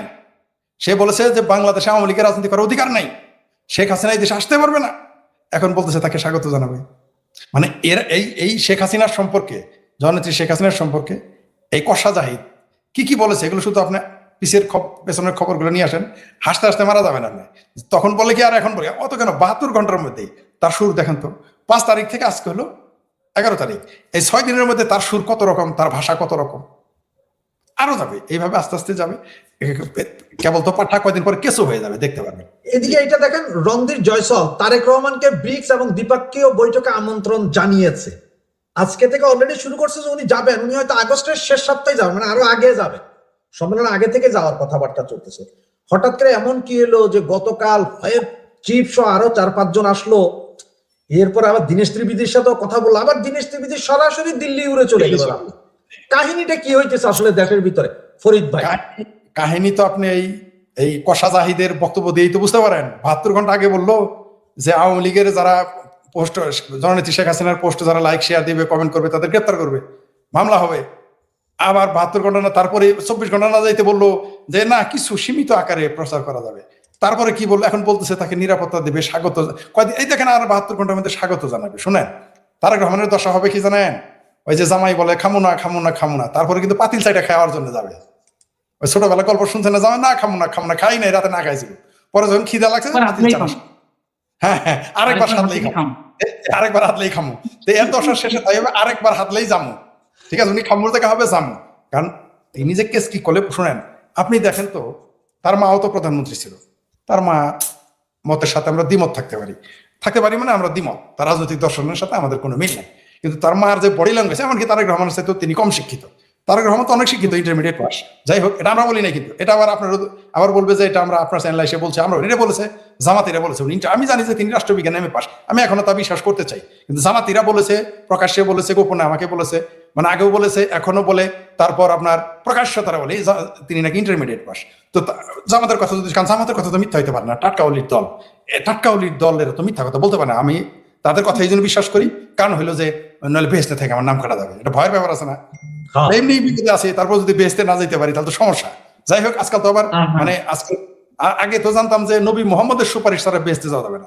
এখন বাংলাদেশে তো 2 বছর যাবত শুনতেছি যে মওদুদির যারা দল করে তাদের সুপারিশ ছাড়া আপনি বেহেস্তে যেতে পারবেন না। আগে ছিল মোহাম্মদ ইসলাম, এখন হয়ে গেছে এটা মওদুদ ইসলাম। যাই হোক, সেটা অন্য বিষয়। আপনি যেটা দেখাইলেন আমাকে, এই বিএনপির পরিণতি আপনি কিছু, এই 6 মাস তো বহুত সময়। আমার ধারণা, আমি ভেবেছিলাম যে ডিসেম্বরে বোধ হয়, এখনো সম্ভাবনা দেখেছিলাম যে একটা ক্ল্যাশ হবে, ঝামেলা হবে, রক্তপাত হবে, এগুলো মনে হয় মানে এই কষা জাতিদের কথায় মনে হচ্ছে যে মানে বিষয়টা এরকম সাইরে দেয় মাকাইন দেওয়া আছে, মানে তারা বোধহয় এখন দোয়া করতেছে শেখ হাসিনা আসে না কেন। আমার মনে হয় যে সাব্বিরের চাইতে আমার চাইতে বেশি দোয়া এখন তারাই করতেছে শেখ হাসিনা আসে না কেন। কারণ আপনি দেখেন তাদের পরিণতিটা দেখেন, তারা গালি দিতে দিতে, আমার ভাবির পোলারা, মির্জা আব্বাস সাবেক মেয়র, মন্ত্রী, বিএনপির বিজ্ঞান একেবারে বড় সারি, প্রথম সারি নেতা, তার গালি দিতে দিতে কোমায় পাঠিয়ে দিয়েছিল এই ভাবির পোলারা। তো এদের তো মিনিমাম ইজ্জত রক্ষা করার জন্য, গালি দেওয়ার জন্য তো আওয়ামী লীগ দরকার। এরা এটা এখন বিএনপি এটা বুঝে ফেলেছে। আর একটা দেশে একটা এত বড় বৃহত্তর দলকে আপনি নিষিদ্ধ করে, নির্যাতন করে কতদিন আপনি টিকতে পারবেন? কারণ দিন শেষে কিন্তু এই বিএনপি মুখোমুখি হইতে হবে আওয়ামী লীগের, তখন তার কি পরিণতি হবে এটা তারা এখন হয়তো কিছু কিছু অনুমান করতে পারতেছে, কিছু কিছু বুঝতে পারতেছে। কারণ এদের মুখোমুখি হতে হবে। কিন্তু আপনি 32 নাম্বার যে ওই যে যেটা সাব্বির বললো, প্রায় 2 মাস কিন্তু মুক্তিযুদ্ধের যত স্মারক ছিল, বঙ্গবন্ধুর 32 নম্বর বাড়ি সহ যত রকম মুক্তিযুদ্ধের স্মারক ছিল সবগুলো ভেঙে চুরমার করে দিয়েছে। তো এগুলো তো মানুষ ভুলে নাই, মানুষ তো এগুলো ভুলবে না।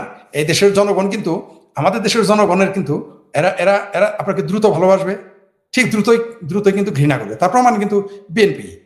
আপনি দেখেন এই বিএনপির কি অবস্থান ছিল 5 তারিখে, সাব্বির তো ভালো করেই জানে, আপনিও জানেন যে 5 তারিখের পর থেকে প্রায় 2 মাস আওয়ামী লীগের নাম নেওয়ার লোক খুঁজে পাওয়া যেতেছিল না, বা বললো আমরা পাত্তাই পাইনি। আমরা যখন বলি আওয়ামী লীগের কথা, মানুষ হাসাহাসি করে, হাসতো, আমাদের প্রতি করুণা প্রকাশ করতো মানুষেরা।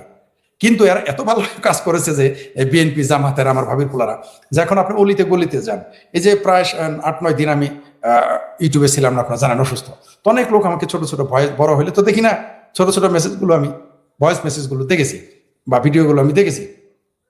সেখানে প্রত্যেকেই এই সারা দেশে আপনি জানেন যে এই মুহূর্তে যারা আওয়ামী লীগ করে না, তারাই মনে মনে চাচ্ছে যে, মনে মনে না, তারাই এখন চাচ্ছে যে শেখ হাসিনা দেশে ফিরুক। কারণ আপনি দেখেন আজকেও ওই আপনার, আরে কি আর নাম, আরে দেখেন নাম মনে থাকে না, সমস্যা হয়ে গেছে ওষুধ খাওয়ার কারণে। যাই ওই যে গোলাম ময়লা রনি নাকি গোলাম, তিনি আজকে যে 12 ঘন্টা নাকি বিদ্যুৎ ছিল না তিনি যেখানে গিয়েছে। তো বিএনপি ক্ষমতায় থাকবে, জামাতও ক্ষমতায়, মানে বিএনপি হলো সরকারি দলে আর জামাত হলো সরকারি বিরোধী দলে। পৃথিবীতে কিন্তু আজব একটা দেশ বাংলাদেশ, এখানে যা কিছু ঘটে সবই বিশ্ব রেকর্ড, গিনেস বুক অফ ওয়ার্ল্ডের নাম লেখার মতো। যেমন সারা পৃথিবীতে থাকে সরকারি দল ও বিরোধী দল, কিন্তু বাংলাদেশে একমাত্র দল যেখানে কোনো বিরোধী দল নাই, আছে হলো সরকার এবং সরকারি বিরোধী দল, কোনো বিরোধী দল নাই। তো এরা এই জামাত বিএনপি ক্ষমতায় থাকবে আর দেশে গ্যাস আর সারের সমস্যা হবে না, এটা কি হয়? আপনি কইতেছেন গোলাম ময়লা রনি, এইখানে তো আমার দেশ যেটা নাকি বিএনপি জামাতে ভর্তি হয়, কোথাও 12 কোথাও 14 ঘন্টা পর্যন্ত লোডশেডিং। এখন বুঝেন ওদের স্বাধীনতা, ওদের না স্বাধীনতা, আমার দেশ না মুখ্য ভূমিকা রাখছিল 24 স্বাধীনতায়। এই চামারের দেশ, এই যে এটা তো আমার দেশ বললেন, আমার দেশ তো ভালো কথা, আমার দেশ মানে এটা আমাদের বক্তব্য, এটা তো চামারের দেশ, মাহমুদুর রহমানের চামারের দেশ। তো এই চামারের দেশের পত্রিকার সম্পাদক এখন এটা লিখতে বাধ্য হইতেছে।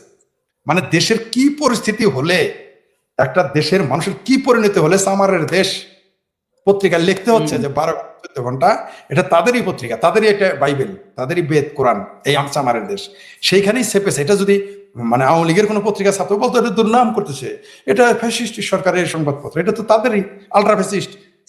এই জায়গাটায় আপনার কাছে আসবো আমি, তার আগে ছোট্ট একটা দিয়ে আমাদের ছোট ভাইয়ের একটা কথা জিজ্ঞেস করি যে এই যে প্রধানমন্ত্রী খালাতো ভাইয়ের প্রতিষ্ঠানে ছিনতাইয়ের 3 দিন পরও গ্রেপ্তার নেই আমাদের প্রধানমন্ত্রী খালাতো ভাইয়ের পেট্রোল পাম্প লুটে আছে।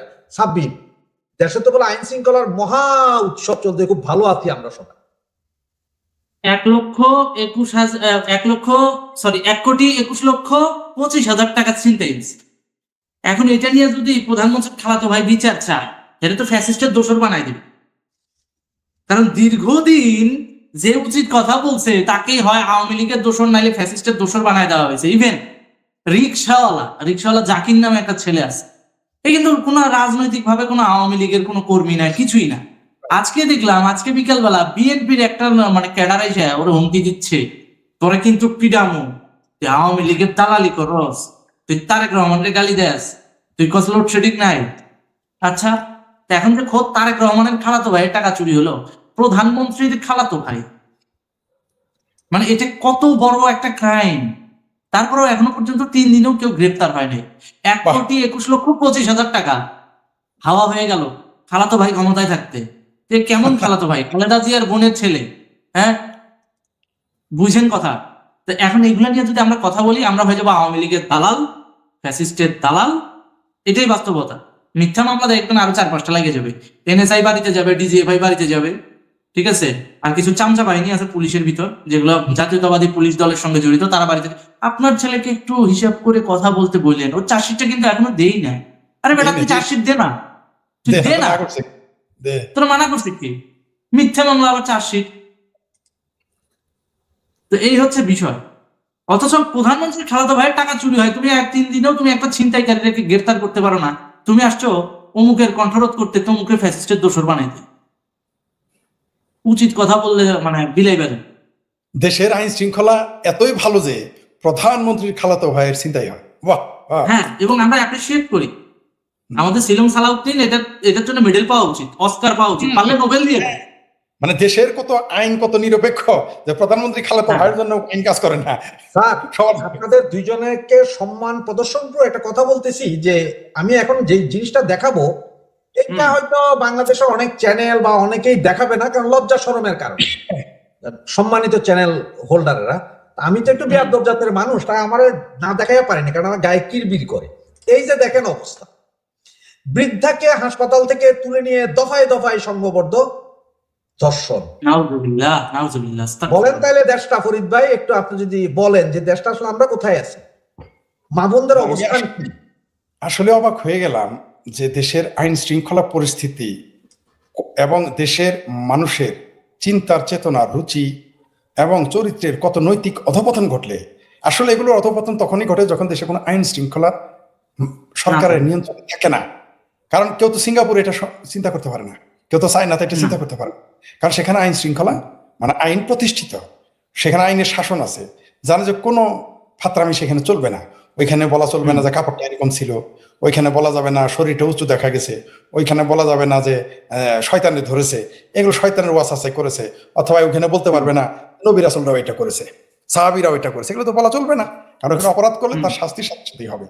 তো এই যে আমি আসলে অবাক হয়ে গেলাম যে একটা দেশের মানুষ কত হিংস্র, কত পাষণ্ড হয়ে গেলে, মানে পুরুষ হিসেবেও যদিও আমি জেন্ডারে বিশ্বাস করি না, কারণ হলো যে মানুষ তো মানুষই, কিন্তু তারপরেও আমার কাছে আমি লজ্জিত যে পুরুষ মানুষ হিসেবে, কারণ আমার জেন্ডার তো পুরুষ, এই জন্য খুব লজ্জা পাচ্ছি যে পুরুষ এত নিকৃষ্ট হয় কি করে, যে একটা দ্বন্দ্বের কারণে একজন বৃদ্ধাকে হাসপাতাল থেকে তুলে নিয়ে পর্যায়ক্রমে উপর্যুপরি ধর্ষণ, মানে কতটুকু ভয়াবহ। এবং এগুলো কিন্তু মুসলমান, এবং এরা কিন্তু মুসলমান আবার, ঠিক আছে, এরা কিন্তু আবার তৌহিদি জনতা, ইমানদার। ইসলামের ব্যাপারে বললে এদের হেভি লাগে। হ্যাঁ, ঠিক আছে, টুপি অবমাননার ব্যাপারে তারা সচেতন, তারা সবকিছুর ব্যাপারে সচেতন, কিন্তু নারী মাংসের ব্যাপারে তারা সচেতন না। ওইখানে সচেতন, ধর্ষণের কারণ ব্যাপারে তারা সচেতন আর কি, আকাম কোকামের বেলায়। আপনি খেয়াল করে দেখবেন ফরিদ ভাই, একটা জিনিস, আপনি যেহেতু যমুনা পাড়ের মানুষ, যমুনা পাড়ে কি হতো, ওই যে যারা হচ্ছে দেখবেন এই যে মাঝারি বয়স বা যা মা চাচিরা খেয়াল করতেন, প্রতিদিন কিন্তু পাতা করতো, মানে গাছের পাতা ঝাড়ু দিয়ে ওইটা দিয়ে রান্না করতো। আগের সময় তো গ্যাস, এখনো তো অনেক জায়গায় গ্যাস নাই, হ্যাঁ, তারা দেখবেন এই যে শাড়িটা কিন্তু ওইরকম পুরোপুরি ভাবে পড়তে পারতো না, হয়তো পেটের একটু কোনা দেখা যাইতো, এই সেটটা দেখা যাইতো, ঘাড়ে নিয়ে হাঁটতেছে, বগল দেখা যাইতো, ঠিক আছে, হ্যাঁ। কিন্তু দেখেন ওই সময় কিন্তু এতটা ধর্ষণ ছিল না। কেন ছিল না? কারণ ওই সময় একটা সামাজিক বাইন্ডিংস ছিল, মা বোনদের রেসপেক্ট করার যেমন একটা সামাজিক ধারা ছিল, একই সাথে একটা সামাজিক ভাবে একটা ঘৃণার প্রচলন ছিল। এখন যে যত অন্যায় করে সে তত নন্দিত, আর যে যত মানে করে মানে ভদ্র, তাকে বলা হয় বিড়াল, ভেতো বাঙালি। তোমাকে একটা কার্ড দেখেন, এই যে কাঁঠাল থেকে তৈরি হচ্ছে বিস্কুট, সারা দিচ্ছেন ক্রেতারাও। এক সময় দোষর হয়ে গেল নাকি? কারের কণ্ঠ কি শেখ হাসিনার দোষর? আমার তো অন্য প্রশ্ন, শেখ হাসিনাকে কাঁঠাল রানী বলা হয়েছিল কেন? সে কাঁঠালের বার্গারের কথা বলছে, যেটা ইন্টারন্যাশনালি ব্যাপক ফেমাস এবং ব্যাপক টাকা, ওখানে মার্কেটও ভালো। এবং ইতালি, রোম, ফ্রান্স আপনি দেখবেন কাঁঠালের বার্গার বিক্রি হয়, চীন, থাইল্যান্ডেও কাঁঠালের বার্গার বিক্রি হয়। এইটা যখন সর্বপ্রথম বাংলাদেশের সংসদে নিয়ে আসা হলো, তখন শেখ হাসিনা খারাপ ছিল, বেশ ভালো কথা। তাহলে এখন তোমরা কাঁঠালের বিস্কুট বানাচ্ছ, তাহলে তারেক রহমানকে কাঁঠাল বাবা উপাধি কেন দিচ্ছ না? কাঁঠাল ভাইয়া উপাধিটা কেন দিচ্ছ না? ওখানে তোমাদের হালাল হারাম কাজ করে না, এখন সবই যাহা আওয়ামী লীগের আমলে হারাম, এই সরকারের আমলে তাহা হারাম, হালাল এই সরকারের আমলে সেটা হালাল, সেটাই তো দেখতেছি। এখন আপনাকে একটা প্রশ্ন করি, সবচেয়ে মজার জিনিস, আমরা তো বাংলাদেশ সারাদিন ঢাকা না দিল্লি খুব মিছিল করতাম। এরপরে আমরা বারবার বিভিন্ন জায়গায় আমরা পোস্ট দিতাম, এই আমেরিকা ভারতকে ছুঁড়ে ফেলে দিয়েছে, ভারতের অবস্থা খারাপ, ভারত কিছু করতে পারবে। এখন ভারতের স্বাধীনতা দিবসকে আমেরিকা ইন্ডিপেন্ডেন্স ডে ঘোষণা দিয়েছে। এই সম্বন্ধে এখন আপনি কি বলবেন, যে ভারতকে ছেড়ে দিল না পাকিস্তানকে ছেড়ে দিল? এই খবরটা কিছুদিন আগে এসেছে।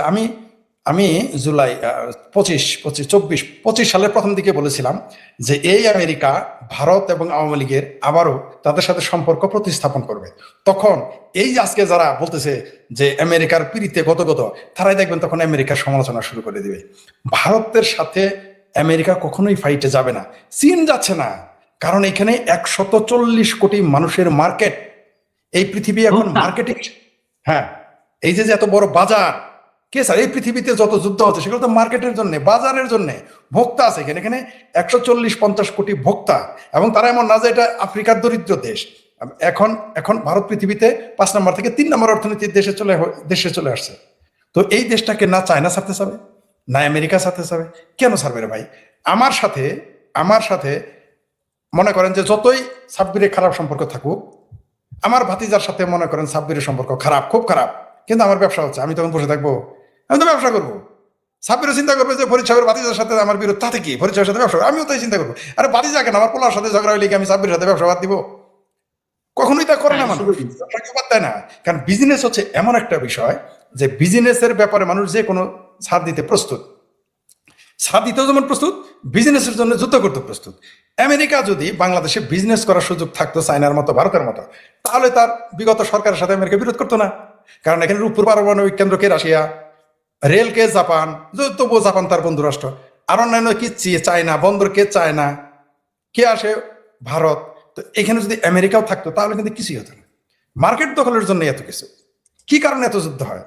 আপনি দেখেন ভেনেজুয়েলা থেকে যে প্রেসিডেন্টকে তুলে নিয়ে গেল, ইরানে হামলা করলো, উদ্দেশ্য কি? উদ্দেশ্য হলো চীনের মার্কেট ধ্বংস করা, এবং সেই মার্কেটটা নিজের করাইতেন, আর তো কিছু না। মানুষ দেখতেছে এখানে ধর্ম, মানুষ দেখতেছে এখানে সাম্রাজ্যবাদ, মানুষ দেখতেছে এখানে কি ইহুদিজম, মানে আপনার বলতেছে ইসরায়েলের প্রতিষ্ঠা। না রে ভাই, ওই ইসরায়েল যদি আমেরিকার জন্য, ব্যবসার জন্য হুমকি হইতো, ইসরায়েলের পক্ষে যাইতো?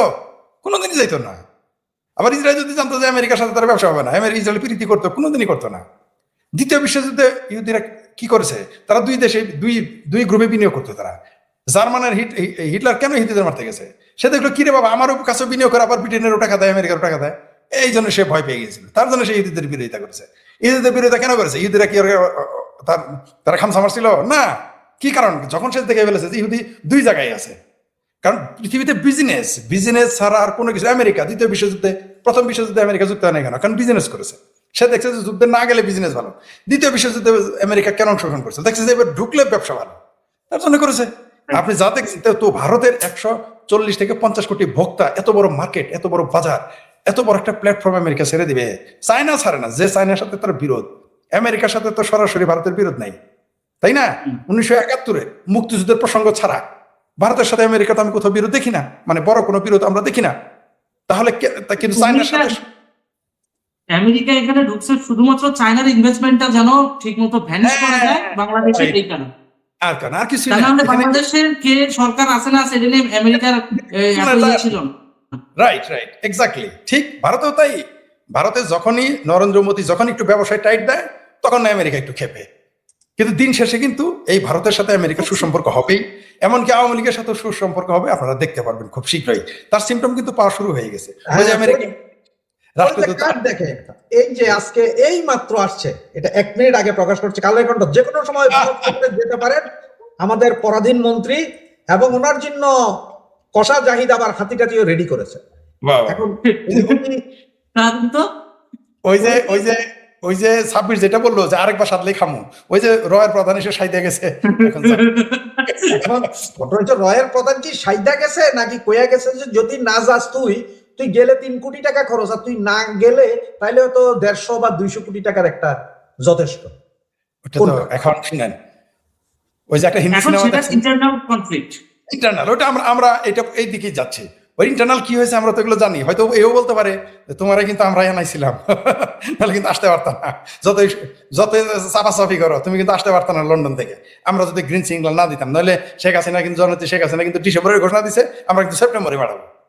হয়তো এই কথা বলতেও পারে, আমরা তার ভিতরে খবর জানি না, ঠিক আছে। আর আর আর যারা এই ধরনের, যারা কূটনৈতিক ভাষায় কথা বলে, তারা তো সরাসরি কিছু বলে না, সমাজদার গেলে ইশারা বি কাফি। তারা যদি বলে উই কনসার্ন, এর মানে এলো যে তোরা দেখে নেবো। কারণ কূটনৈতিক ভাষা বলে না, এই বাংলাদেশে ভাবির পোলা, রিটায়ার্ড আর্মি, এদের মধ্যে তোর বলবে না যে তোর দেশ খায় ফেলাম, তোর 7 সিস্টেম, এগুলো তো বলবে না। ওরা শুধু বলে উই কনসার্ন, এর মানে হলো যে তোমার সাথে আমার 2খান কথা আছে, এর মানে অনেক কিছু করে। তাদের ভাষা এদের ভাষা তো মিলবে না। তো এখানে এসে রয়ের প্রধান আসলো, একটা মিছিল হইলো না, এতেই তো বোঝা গেল। মানে এগুলো তারা যাতে ওঠার জন্য। এখন দেখলো যখন বলবো কি করবো, ভারতের রয়ের প্রধান আসছে, এখন তো যাওয়াই দেখবেন যে ফতোয়া দিবে কি জানেন, অলরেডি কষা জাহিদ কিন্তু বলে ফেলেছে আরেকটা কথা, যে প্রতিবেশী বদলানো যায় না, যেটা আমরা বারবার বলতাম। আমরা যখন বলতাম প্রতিবেশী বদলান যায় না, বউ বদলান যায়, শ্বশুর বাড়িও বদলান যায়, বন্ধুত্ব বদলান যায়, নিজের বাড়ি বিক্রি করে অন্য জায়গায় যাওয়া যায়, নিজের গ্রাম ছেড়ে চলে যাওয়া যায়, বাপের সম্পত্তি বিক্রি করে, দাদার সম্পত্তি ছেড়ে দিয়ে যায় না মানুষ, অনেকেই যায় এক এলাকা থেকে আরেক জায়গায়। বহু মানুষ রংপুর গেছে, রংপুর থেকে বহু মানুষ বরিশাল আসছে না, বহু হয়েছে। সারা দেশ পৃথিবীতে এটা ঘটে, মাইগ্রেশন ঘটে। তো এরা কিন্তু প্রতিবেশী দেশ বদলানো যায়, এটা যখন আমরা বলছি, আমাদের কি বলতো আমরা ভারতের দালাল, শেখ হাসিনার দোসর, বিজেপির দালাল। তো এখন তো রয়ের এজেন্টও বলতো। হ্যাঁ, আমারও তো কি বলে শুনেন, আমাকে বলে আমি হলাম বিজেপির বাংলাদেশ শাখার প্রধান, অমিত শাহ আমাকে টাকা দেয়, রয়ের দালাল, শেখ হাসিনার দোসর, আওয়ামী লীগের দালাল, আরো কত অভিধা যে আসে হিসাবের ভাই। আরেকটা আছে, সেটা হলো আমি ইসরায়েলের দালাল, ইহুদির দালাল, সবই আছে। মোটামুটি পৃথিবীর যত পদ আছে ওগুলো দেওয়া শেষ। এখন শুধু আমার বাংলাদেশের প্রেসিডেন্ট বানানো বাদ রাখছে আর কি। এটা যদি বলতো তাহলে মানে মোটামুটি, ওটা আবার বলবে না, ওটা বলে আবার জাতি উঠে যেমন, তো ওইটা আবার জাতে মাথা, তাহলে যাই হোক। তো তারেক রহমানকে ওই যে বলে যে তুই যাবি না, তোর ঘাড়ে যাবে। তারেক রহমান পড়ছে কেস কি করলে, এগুলো এতদিন না না যাবো না হয়তো এখন ভারত সরকার একটু আশ্বাস দিয়েছে যে আপনি দেখুন নতুন ফতোয়া জারি করবে তারা, যে বাংলাদেশের বৃহত্তর স্বার্থে, ওই যে বলছে না যে বাংলাদেশের স্বার্থে তারা গম আনছে বেশি দামে, বাংলাদেশের স্বার্থে ভুট্টা আনছে বেশি দামে। ভুট্টার খবর আবার জানেন, ওই ভুট্টা আবার ওটার যে সার ইউজ করছে, মানে এই দেশে তো শুয়োর খাওয়া হারাম মুসলমান, তাই শুয়োরের গু গোবর আছে না, ওটাতে সার বানাইছে। ওই সার দিয়ে পয়দা করা হলো এই যে মকাই মানে হলো ভুট্টা। হালাল ভুট্টা। হ্যাঁ, এবং এটা আমেরিকাই বলেছে, এটা আমার সংবাদপত্র এসেছে। তো শুয়োর খানে শুয়োরের গু খাইলো আর কি, বিষয়টা এরকম। যাই হোক, কারণ ভারতে যাবে না, কারণ ভারত বয়কট করবে, কারণ ভারতের মানুষ আগে মুতে বাইরে, তো এরা ভারতের মানুষের গুমুত, তাও এখানে 25 কোটি মুসলমানের গুমুত ছিল, কারণ 25 কোটি মুসলমান সবাই তার বাথরুমের ভিতরে যায় না, বাইরে দুই একটা যায়। তো ওইখানে মোটামুটি মাশাআল্লাহ খ্রিস্টানদের, তাও আবার খ্রিস্টানদের না, খ্রিস্টানদের শুয়োরের যে গু, সেই গুদের সার বানানো, সেটা দিয়ে ভুট্টা বানাচ্ছে, সেটা আবার বেশি দামে কিনেছে। কেনার পরে এটা কষা জাহিদ সহ তার সাঙ্গপাঙ্গ বিএনপির যে মুসলেকা সরকারের মুসলেকা মন্ত্রী, মুসলেকা এমপি, তারা এটা দেশের স্বার্থে। তো ওইটাও বলবে ভারতেও আমরা গিয়েছিলাম দেশের স্বার্থে। ফরিদ ভাই, এখন দেখতেছি হঠাৎ করে সব পত্রিকায় আসছে নিউজ, ওই যে এটা 18 ঘন্টা বিদ্যুৎ থাকছে না, এটা সমকালে নিউজ করছে।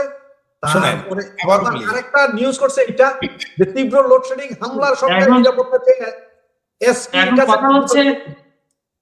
কথা হচ্ছে গণতন্ত্রের গণমাধ্যমের মেরুদণ্ড তাহলে ফেরত আসছে নাকি ভারত সফরের ঘোষণা দেওয়ার পরে? Point to be noted. তবে আমার কিন্তু অন্যটা মনে হইতেছে, মানে এখন তো পিঠ দেয়ালে ঠেকে গেছে, পাবলিক এদের পিটাবে, মানে পাবলিক সাংবাদিকদের পিটাবে খবর না দিলে, সেই জন্য এটা করতে বাধ্য হয়েছে। ফরিদ ভাই, অলরেডি আপনার এক দর্শক ঘোষণা দিচ্ছে যে ফরিদ ভাই রাষ্ট্রপতি হলে কোনো সমস্যা নেই। ধন্যবাদ। না, আমি অত বড় পদের উপযুক্ত না, এটা বলবো না। যাই হোক, ধন্যবাদ যিনি মন্তব্য। শুনেন, একটা জিনিস বলি, বিএনপি জামাত ক্ষমতায় থাকবে আর সারার বিদ্যুতের ক্রাইসিস হবে না, এটা কি হয়? নাউজুবিল্লাহ, এটা হইতেই পারে না, এটা তাদের ঐতিহাসিক চরিত্র, এটা তো হবেই। বরং মাত্র 18 ঘন্টা 12 ঘন্টা 14 ঘন্টা হয়েছে না, এই আর কয়দিন পরে 24 ঘন্টায় লোডশেডিং হবে। ওই যে রুমিন ফারহানা বলেছে না, যে রুমিন ফারহানা বলেছে শুধু ক্ষমতা থাকে নাই, মেয়ে দেখেন বাড়ি ঘর চোখে দেখবেন না। আমার একটা জিজ্ঞাসা আছে আপনার কাছে, আপনি খেয়াল করে দেখেন 24 সালে যখন চলে গেল জননেত্রী শেখ হাসিনা, যাওয়ার পর আমরা তো মুক্তিযুদ্ধের যে ইতিহাসগুলো ভাঙচুর হচ্ছে বা মুক্তিযুদ্ধটাকে যেভাবে নষ্ট করা হচ্ছে এটা নিয়ে ব্যস্ত ছিলাম। গোপনে কিন্তু আরেকটা মিশন চলছে, সেটা হচ্ছে রূপপুর পারমাণবিক বিদ্যুৎ কেন্দ্রের ইঞ্জিনিয়ার গুলোকে কিন্তু গুপ্ত হত্যা করা হয়েছে। এটা কেন? এটা কারণ পরিষ্কার, কারণ এই পারমাণবিক বিদ্যুৎ কেন্দ্র থাকলে বাংলাদেশের বিদ্যুৎ ক্রাইসিস কমে যাবে। আর একটা দেশের বর্তমান পৃথিবীতে যেমন বলা হয় শিক্ষাই জাতির মেরুদণ্ড, অর্থনীতির মেরুদণ্ড হচ্ছে বিদ্যুৎ। মানে আপনি যদি বিদ্যুৎ না থাকে, এই যে আজকে আমরা লাইভে থাকতে পারতাম না, বিদ্যুৎ না থাকলে ছাত্ররা পড়তে পারবে না, বিদ্যুৎ না থাকলে কারো কারো ঘরে রান্না হবে না, বিদ্যুৎ না থাকলে উৎপাদন বাড়বে না, বিদ্যুৎ না থাকলে অফিস বন্ধ থাকবে, বহুবিধ কারণ জ্বালানি এখন সব, এই জ্বালানির জন্যই তো ইরানের যুদ্ধ নাকি, এই ভেনেজুয়েলায় তো জ্বালানির জন্যই যুদ্ধ, বিদ্যুৎ জ্বালানির মধ্যে, বিদ্যুৎ ছাড়া তো আপনি করতে পারবেন না। তো তারা আর দেখলো যে বাংলাদেশ আস্তে আস্তে উঠে যাবে। পৃথিবীতে পরাশক্তিগুলো কখনোই চায় না যে কোনো দেশ উঠে। নাইজেরিয়া নাম শুনেছেন, মানে আমরা সবাই জানি একটা দরিদ্র দেশ, কিন্তু এই নাইজেরিয়া কিন্তু আজকে থেকে 20-25 বছর আগে, সম্ভবত 25 বছর আগে হঠাৎ করে তারা ধনী হতেছিল। তাদের তৎকালীন সময় কত আসছিল জানেন? তাদের মাথা পিছু $1200 চলে আসছিল 25 বছর আগে। মানে কিরকম জাম করেছিল কল্পনা করতে পারছেন? 20-25 বছর আগের কথা, যখন আমি আপনার বয়সী প্রায়। তো এটা সহ্য হয় নাই, 2 বছর পরে সেই নাইজেরিয়ার অর্থনীতিকে ধ্বংস করে দেওয়া হলো, গৃহযুদ্ধ বাদিয়ে দিয়ে। তো পৃথিবীতে অনেক দেশ আর এগুলো করে, যাতে যেমন যে ভারতের বিরুদ্ধে এত ষড়যন্ত্র কেন? শেখ হাসিনাকে উচ্ছেদের যে কারণ, এটাও কিন্তু ভারতকে ধরারও একটা কারণ, মানে ভারতকে ডিস্টার্ব করা, এটাও কিন্তু মানে যে শেখ হাসিনার উচ্ছেদের কারণ কি কি, যেমন শেখ হাসিনার অন্যায় আছে, ভুল আছে, 17 বছর একটা সরকার থাকলে ভুল অন্যায় থাকতেই পারে, অস্বাভাবিক কিছু না। এই যে আমরা এখানে 1 ঘন্টা কথা বললাম, এখানে কিন্তু স্লিপ অফ টাং 2-1টা আমাদের হয়ে গেছে, যেটা আমাদের মিলে। তো এরকম সরকারে ভুল হবে, কিন্তু আপনি দেখেন আসলে যদি এখন ওইটা যেমন লাগবেন পতনের কারণ কি কি, তো পতনের আরেকটা কারণ আপনাকে লিখতে হবে যে ভারতকে অস্থিতিশীল করা। ভারত কিন্তু 5 নম্বর থেকে এই 1 বছর 2 বছরে 3 নম্বরে চলে আসছে।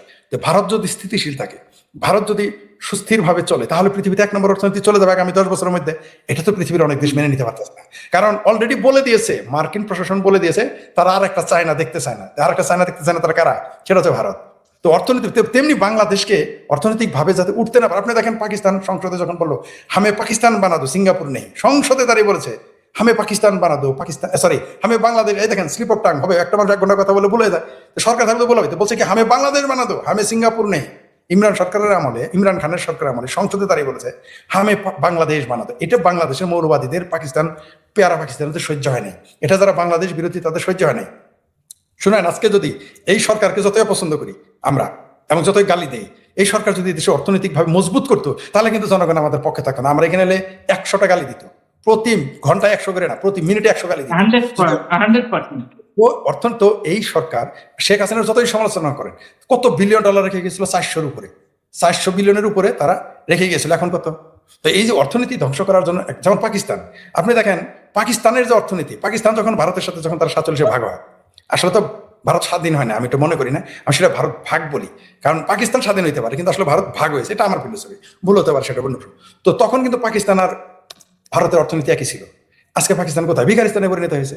তো তারা মানে এইখানে এই ষড়যন্ত্রগুলো আপনাকে বুঝতে হয়। তো এই রূপপুরে এই যে ইঞ্জিনিয়ারদের হত্যা বা বিশেষ ব্যক্তিদের হত্যা, এগুলো সেই পরিকল্পনার অংশ, যাতে এই বিদ্যুৎ কেন্দ্রটা বন্ধ হয়ে যায়। অলরেডি একটা বন্ধ হয়ে গেছে, আরো যাতে বন্ধ হয়ে যায় সেই ব্যবস্থা রাখো। তাহলে আপনার কথার উপর ভিত্তি করে একদম একমত যে আমিও বিশ্বাস করি যে ভারত স্বাধীন হয়েছে, কারণ ভারত তো বিশাল দেশ ছিল, তাকে ভেঙে দেওয়া হয়েছে। ভারত ভেঙে স্বাধীন হয়েছে, ভারত না। আপনাদের দুজনের মতামতকেই আমি সমর্থন জানাচ্ছি এবং শ্রদ্ধা জানিয়ে একটা জিনিস অ্যাড করতে চাচ্ছি, সেটা হচ্ছে এই যে রূপপুর পারমাণবিক বিদ্যুৎ কেন্দ্রের ইঞ্জিনিয়ার, যেগুলো রাশিয়ান ইঞ্জিনিয়ার এসেছিল, প্রত্যেককে যে হত্যা করলো, এটার পেছনে বাংলাদেশের এই যে অর্থনীতি এবং বিদ্যুৎ ব্যবস্থাপনাকে ধ্বংস করার একটা চক্রান্ত চলেছে, রাইট? তাহলে এই চক্রান্তের জন্য বর্তমান সরকার যেহেতু লোডশেডিংটা ফেস করতেছে, জনগণের গালি খাচ্ছে, তাহলে বর্তমান সরকারের কি উচিত না ওই ভাবির পোলাদেরকে গ্রেপ্তার করা, যারা মুক্তিযুদ্ধ বিরোধী ইতিহাসকে এস্টাবলিশ করতে যায় এই আকামটা ঘটাইছে, কিন্তু সেটা না করে সে প্রতিনিয়ত গ্রেপ্তার করতেছে আওয়ামী লীগের নেতাকর্মীদের। এটাই তারা তো বিএনপির উদ্দেশ্য তো হলো দেশকে রক্ষা করা না, দেশের জনগণ তো তাদের উদ্দেশ্য না। তাদের উদ্দেশ্য হলো আওয়ামী লীগ ঠেকাও, মুক্তিযুদ্ধের পক্ষের মানুষকে ঠেকাও। তা বিদ্যুৎ কেন্দ্র কি হলো না হলে যায় আসে না। যতই বাংলাদেশ অর্থনৈতিক পরিস্থিতি খারাপ হবে, ততই তো পাকিস্তান পন্থীরা বলতে পারবে এই যে দেখো স্বাধীন হয়ে ভুল হয়েছে, আজকে বাংলাদেশ স্বাধীন না হলে কত আরামে থাকতাম, মান্না সাল্লু খেতাম পাকিস্তানের মতো, এগুলো বলবে। এই জন্য ধন্যবাদ সাব্বির। অনেক দর্শক অনেক কমেন্টস করেছে, সবগুলো কমেন্টস আসলে তোলাও সম্ভব না এই মুহূর্তে। আমরা একদম লাইভের শেষ পর্যায়ে। অনেক দর্শক করেছেন ফরিদ ভাইয়ের নির্দিষ্ট দিন হচ্ছে শুক্রবার রাতের 9টা। আমার এই চ্যানেলে শুক্রবার রাতের 9টা কনফার্ম উনি থাকবেন, যদি এছাড়া অন্য সময় যে কোনো সময় আসতে পারে, যে কোনো সময় আসতে পারে। আর আমার দর্শকদের একটা আপনার এখানে প্রচার চালায় দেয়, সুযোগে সাব্বিরও খুব শীঘ্রই আমার চ্যানেলে আসতেছে। প্রিয় দর্শক, সাব্বিরকেও খুব শীঘ্র আমাদের এই চ্যানেলগুলো সব একত্রিত হয়ে যাচ্ছে, একজন আরেকজনের চ্যানেলে যাচ্ছে।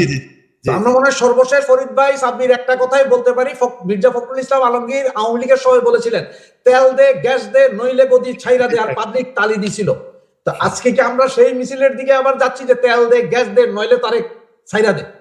ওটা আমাদের বলতে হবে না, ওটা তাদের লোকেরাই, জনগণই বলবে।